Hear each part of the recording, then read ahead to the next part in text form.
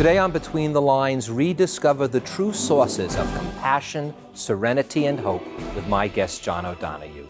I'm Barry Kibrick. Get ready to open your eyes, hearts, and minds to the wonder of the human spirit and the beauty within us all. I'm a writer today because I was a reader when I was 11 years old. And it was... You do not need to prove your state of happiness to anybody. Most of these speeches were as much as a month in preparation. The characters, the heroes in this book, are seekers of truth in a story that involves a lot of corruption. You don't get a chance to really talk about what's real. And it's the first thing. John O'Donohue is a doctor of philosophical theology from Ireland. His book, Beauty, The Invisible Embrace, invites us to attain new heights of passion and creativity. Beauty is a gentle but urgent call to awaken our own relationship with the awe and wonder that surrounds us. John makes us aware of the eternal grace and generosity often located just between the lines of everyday life.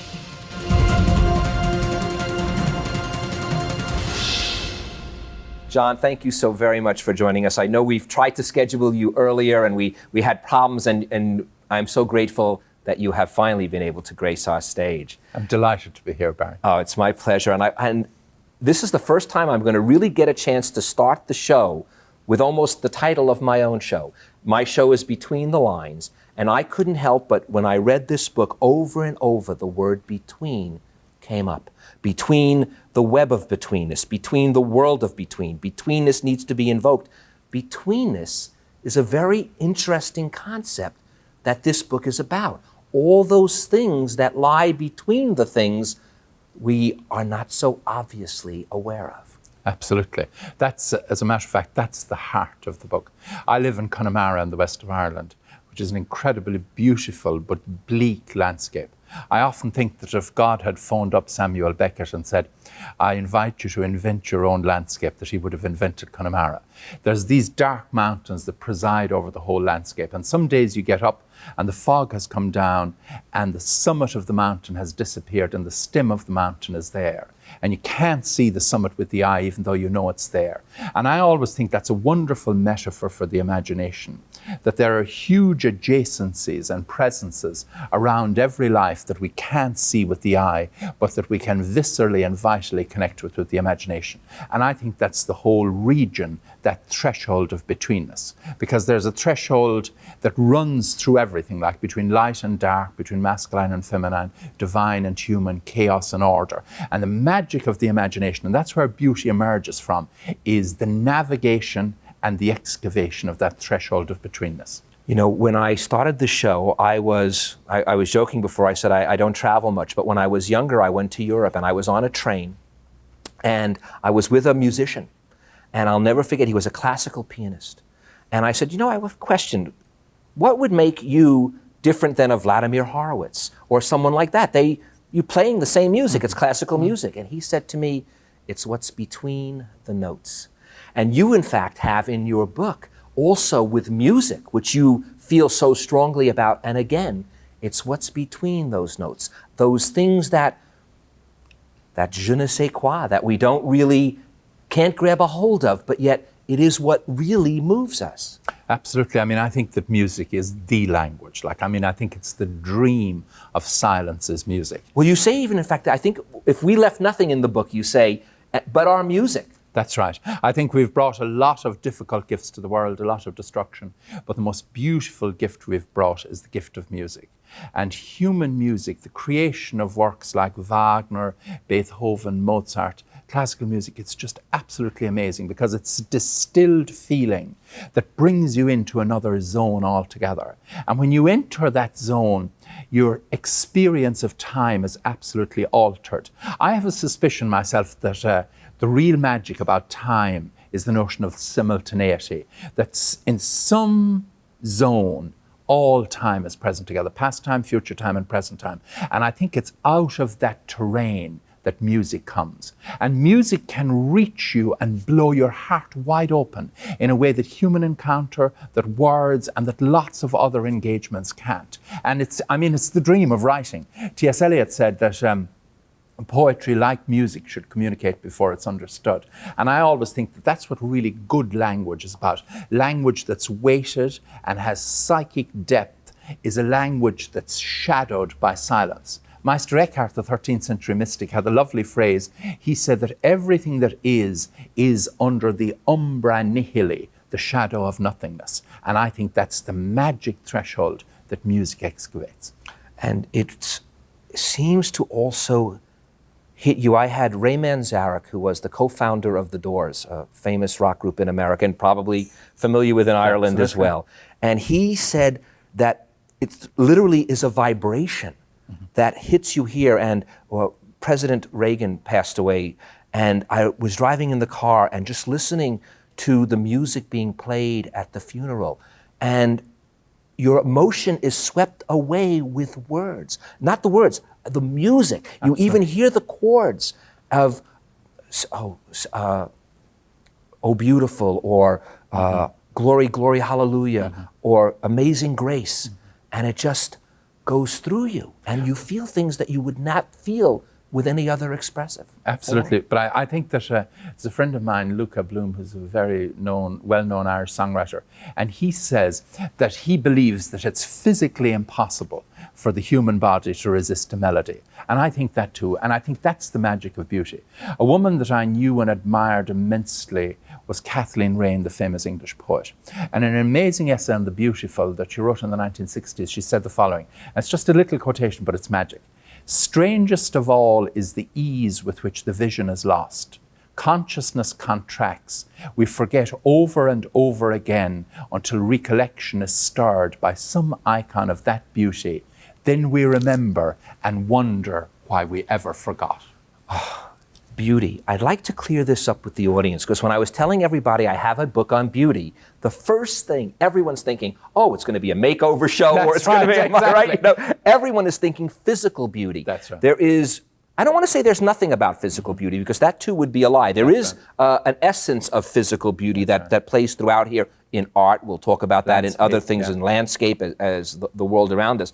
But this beauty, in fact, you do something, and I guess we'll have to chat about this. You capitalize when you say the beautiful. You capitalize beautiful as one would capitalize the G in God. I do, because I believe that it's that sublime kind of presence. I believe that the experience of the beautiful is like a homecoming to something in us that always knew it. And I agree with you, like, it's a common confusion today that beauty is reduced to glamour. And glamour is external image stuff. And it has to do with the kind of L'Oreal brigade, because you're worth it. And it reminds me of a wonderful 2 sentences used by Dennis Donohue, the Irish literary critic, when he was trying to illustrate 2 lines of poetry that were the product of fancy, not imagination. And he said, the first effect these 2 lines have is the only effect they'll ever have. No amount of pondering will make them glow. And I think that's what glamour and that kind of image beauty is about. It's a once-off flicker, and there's no substance or soul behind it. Whereas I think real beauty, true beauty, is a slower presence. It's more subtle, it's more oblique, it invites you to come towards it, and it's also not anything that can be controlled by the ego or come into possession of the image. It's, after all, when I was writing this book, Barry, I was researching it for about 3.5 years, and I read about 97 or 8 books before I started to write the text. And what struck me was, from Plato up along to the present day, that the greatest minds have realized that life without the experience of the beautiful would be unbearable. And that beauty isn't either a luxury concept. I mean, there are many people on the front lines as we're speaking tonight who are holding the line of humaneness in prisons, hospitals, mental asylums, refugee camps and war zones, who are able to survive months of horror because of maybe one glimpse of the beautiful. It's an incredible renewal and homecoming. You use these words, the most profound events of our lives take place in those fleeting moments. And prior to that, you talk about Vermeer and the girl with the pearl earring. Right. And you talk about how what he was able to do is capture those little moments, those little things that you find, and see the beauty in it. And I couldn't help it, as you were saying, the prisons, the hospital wards, the front lines of battle. It's those fleeting moments between it that keeps us human. Absolutely. And I mean, to give an instance that I have in the book, I remember walking in from university in my 5th year there and coming into the kitchen at home, and my father was sitting down facing the fire, and he stood up and turned around to welcome me. And when I looked into his eyes, I saw that something had changed. That some new silence had invaded his presence, and that somewhere, whether it was out in the mountains or around the fields, that he had looked and seen a door opening towards him somewhere. And in that second of a gaze, I knew that he was going to die. And 3 weeks later, he was actually dead. He had got ill and died. And it was all in the fleeting glimpse. And I think that, we talk so much about relationships, about interaction, engagement, all the rest of it. Sometimes the most subtle and subversive and true psychological reading is in the small moments of the glimpse, the gaze, the whisper, the suggestion. Oh, John, I'm glad we waited to have you here. It's funny you say that. You brought up those mountains, and again, this depth, because in your words, it's in these parched terrains where these new wells are to be discovered. And it seems that that's what we get when we delve down beneath the layer after layer after layer. Sometimes what may be out there may not appear to behold this. And again, we talk about beauty. It is not just a physical aspect, but this depth of passion, of sensitivity, of compassion. It is something, though, that we have to, as Socrates said, we must live an examined life to be able to see it, because we have to do this digging. That's right, absolutely, this kind of excavation. One of my favorite sentences from antiquity is the sentence of Plato in the Symposium, which is the great classical document on beauty. And Plato says in the Symposium that the greatest privilege of a human being is to be midwife to the birth of the soul in another person. And I think that says absolutely everything. In America, I find, in contrast to Ireland, in Ireland, because of our colonial background, we go round and round a thing. And you could know a person for 20 years and you mightn't be much further on with them. I discovered when I came here first that if you put too much sincerity into the question, how are you? You could unleash a biography in seconds. And I think that here, one of the things that happens actually, which is an interesting point in relation to what you're saying, is that you have a reduction of identity to biography. And identity is not biography. Biography is what happens to you. And even if things happen to you for 1,000 years, they still wouldn't excavate all that's in you. And a sentence I love from Meister Eckhart, the 13th century mystic, is, and I think it's a sentence that's really important to say in an interview about beauty. He says, there's a place in the soul that neither time nor flesh nor no created thing can ever touch. That means that there's a place in you that nobody's ever got to, that nobody's ever damaged or diminished, where there is a beautiful tranquility and serenity and sureness in you. And I think the intention of the aesthetic and the spiritual and the creative is to help us to come into that sanctuary as frequently as we can. And everyone has it. That's the magic of it. That magic seems to parallel another word that you seem to lace throughout the book, and that is grace. And grace is a word we don't hear as often as one would think, and yet your book is laced with the word grace, graciousness, gratefulness, reverence. Reverence. That's another word that you mention in the book, that you, in fact, in the book you say you don't hear of reverence that much. Right. Explain the way grace and reverence relates to the way you are looking at beauty, and as your subtitle goes, that beautiful embrace.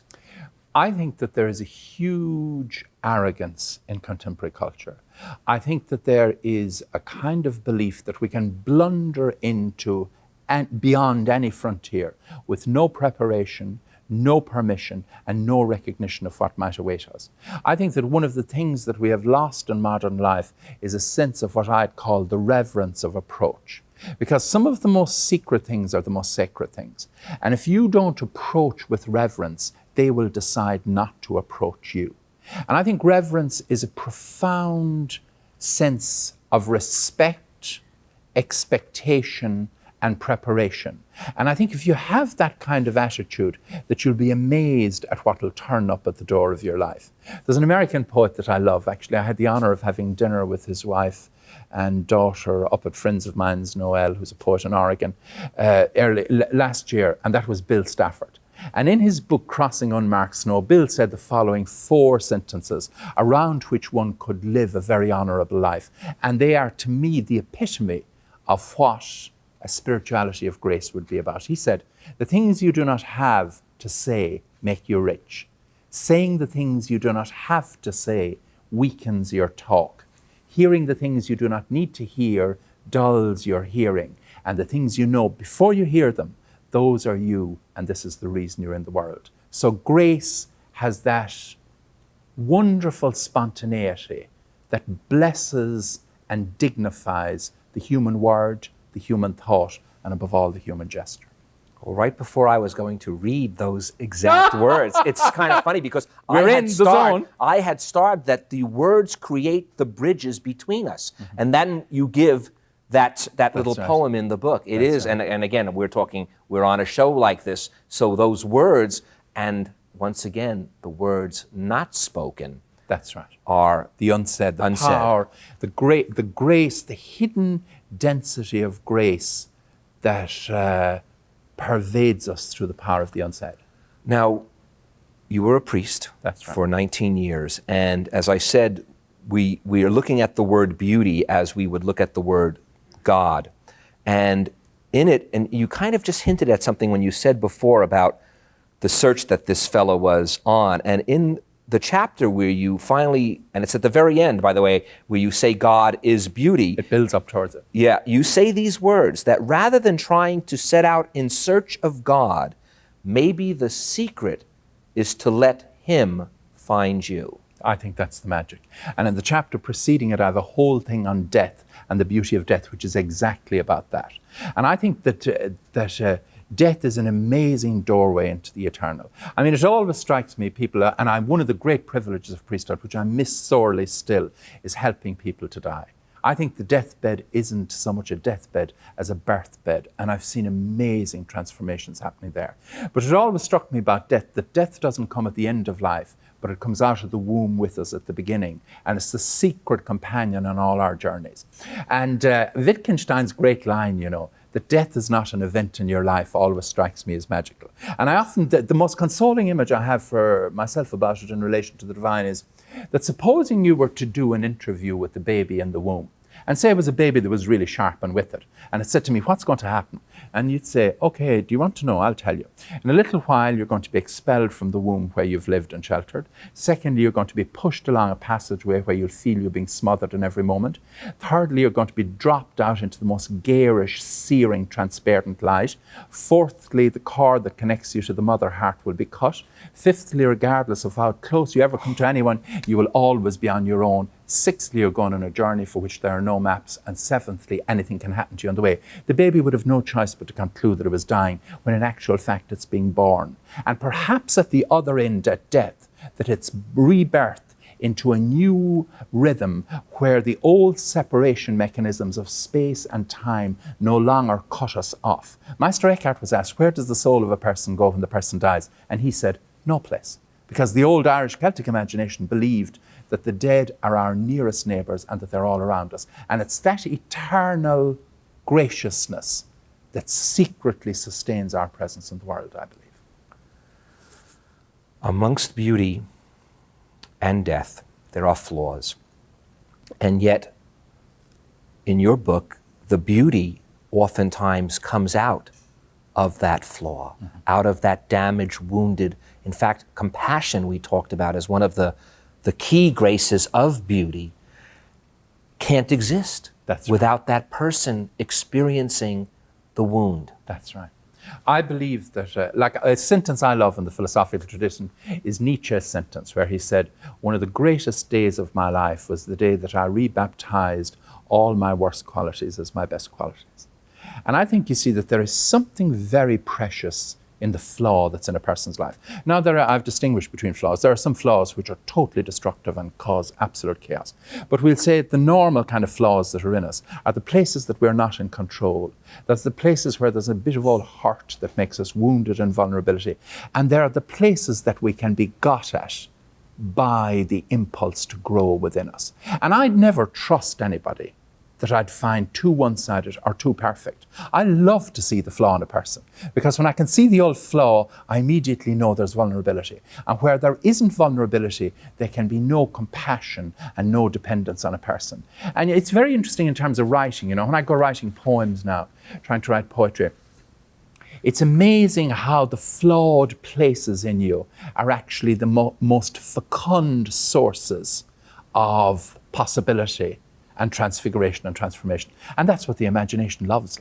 The imagination loves possibility. And one of the things I always think is that we're so obsessed with facts and we never really explore possibilities. And if you look at it in philosophical terms, we'll say every fact that is comes out of a cluster of possibilities. One rises up and becomes the fact. The question that has always fascinated me is, what happens to the other possibilities that don't get realized? Or to put it existentially in terms of our lives, like, that each one of us is who we are because of choices we made at certain points. There were 6 choices, we took number 1. The next time there were 3, we took number 2. But the interesting question for me is, what happens to the lives that you never chose? And I have a suspicion that in the imaginal realm, that they travel along with us. And that's the richness of the imagination, that it explores what you'd love to have lived, but didn't choose to live. Well, you talk a lot about the journey. That's right. And you say when the sense of destination becomes gracious, again, the journey can become the adventure of beauty. But a great journey needs plenty of time. And I think that's one of the hardest things as a human being to take into consideration, because you know, a friend once said, you know, if I knew everything was going to turn out all right, the journey wouldn't give me any aggravation. That's right, exactly. But it takes so much time to realize it. The patience. How do we as humans transcend that pain of waiting? What Tom Petty say in music, the waiting is the hardest thing. part. The hardest part. The hardest part, yeah. But I think that when I was finishing the collection of poems that I have, Connemara Blues, I had these 4 lines, actually 2 lines that I tried to follow with a full poem for about 4 weeks, and I couldn't. But I broke them in the middle and made a short little poem which is called Fluent, which is directly answers your question. And it's fluent, and it goes like, I would love to live like a river flows, carried by the surprise of its own unfolding. And you see, I think that's the magic. I think if you can attend to the journey with a quality of mindfulness that recognizes what's unfolding, that then the journey becomes the real kind of adventure. But you need to take your time. Because if you're like, I always think that 9 out of every 10 patients that turn up in a doctor's surgery are suffering from stress-related stuff. And there are tomes of psychology on stress, but a philosophical definition of stress is a perverted relationship to time, where your time has you as a victim or you've reduced it to routine. And I think time is eternity living dangerously. And if you take your time, it's amazing what will come to meet you. I'll follow that up with, again, and it's kind of funny, we spoke earlier and you said, what about poetry? I said, well, John, you know, if you're going to read a minute or 2 poem, and then I realized, you're an Irishman. You have to throw in some poetry, am I correct? Exactly. But, let me tell you, though, there is a line that you give us here where you say, difficulty becomes invitation. Rather than strive against the grain of our nature, we fall into rhythm with its deepest urgency and passion. And difficulty becoming invitation, I find an important phrase, because I think so many of us experience so much pain and difficulty that only when we look at it as an inviting situation can we turn it around. Absolutely. I believe exactly that an awful lot of pain is trapped darkness, and that people get fixated into a kind of prison of their own making, and they can't release themselves from it. And I always think in that prison wall, if you could even release one pebble to let in a pencil of light, the whole edifice would already be coming down and you'd be becoming free. I think part of the characteristic or the quality of maturity or growth is to be able to free yourself from the prisons of your own making. We all have them. They're secret prisons where we're either afraid or something is kind of happened to us that holds us in a particular thing. Well, I have a friend who always used to say, and you echo it in the book here, that courage is not absence of fear. People think that. People think, I'm courageous. He has no fear. That's right. It's just the opposite. That's right. Courage is having tremendous fear, but still doing what you must do. And you use the words, and I want to play, courage is the spark that can become the flame of hope. Once you face that fear and still do what you must do, it seems that the path, that journey begins to, you see more doors opening up. Absolutely. I mean, I think that hope is one of the most amazing qualities. I gave a talk actually at the Religious Education Conference in February here last on a poetics of hope. And a distinction I was making was the distinction between hope and optimism. Optimism is always based on a certain amount of evidence. It must be over the halfway mark so that you can be optimistic. The beauty of hope is that even in the situation of no evidence that things are good, you can have a completely hopeful heart. Not alone that, but I always think that we confuse time with space, and we think that the road of time lies dead flat ahead in front of us. But that's not the way it goes, because I think expectation creates the future, and the quality of expectation you bring to your time shapes it as it comes towards you. And if you believe you're going to be miserable in the future, they'll be lining up to confirm it. Whereas if you have a hopeful disposition, then you'll make openings in your destiny which will invite great creativity from you. John, one more for you, okay? As you so graciously put it, the space between is spirit. Thank you, John, because our time is up and our space. Thank you very much, Barry. It was a lovely conversation. It is my pleasure. And thank you all for joining us. Now, before John leaves, I'd like to leave you with these words by John O'Donohue from Beauty. The joyful heart sees and reads the world with a sense of freedom and graciousness. Despite all the difficult turns on the road, it never loses sight of the world as a gift. I'm Barry Kibrick. Despite all the difficult turns you may take, if you look around those bends and between those lines and all those spaces, you'll never lose sight of the beautiful. Thank you, John. Thank you very much, Barry. Lovely conversation. Thanks for listening. If you enjoyed this podcast and want to hear more, please subscribe or become a patron of the show at barrykibrick.com to keep it going every week. Thank you.